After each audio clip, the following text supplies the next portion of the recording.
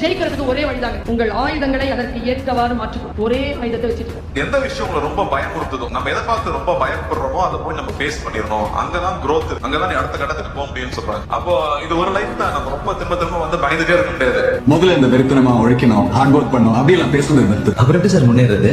Smart work பண்ணி வெற்றிக்கு பின்னாடி போகாத, உனக்கு பிடிச்ச துறையை தேர்ந்தெடுத்துக்கோ, அது திறமையை வளர்த்துக்கோ, கடுமையா உழைச்சிக்கிட்டே வெற்றி ஆட்டோமேட்டிக்கா பின்னாடி வந்து சுவாமிஜியே சொல்லியிருக்காரு. நாளைக்கு என்னன்றது நமக்கு தெரியாது. நீங்க உங்க வேலையை ஒழுங்கா பாத்தீங்கன்னா யோசிக்கிறது அவசியம். நான் என் வேலை என்ன, அந்த வேலையை நான் சரியா செய்யறேன், அதுக்கான தேடுதல் என்கிட்ட இருக்கா, அதை நோக்கி நான் போறேன். நீங்க அந்த வேலையை ஒழுங்கா பாத்தீங்கன்னா நாளை அது தீர்மானிக்கும். நாளை நம்ம தீர்மானிக்கும். நாளைக்கு என்ன நம்ம உட்கார்றத விட நீங்க என்ன பண்ண போற நீ தெரியுமா, அது சொல்லும் நாளைக்கு நீ என்ன பண்ண. புரியுதா?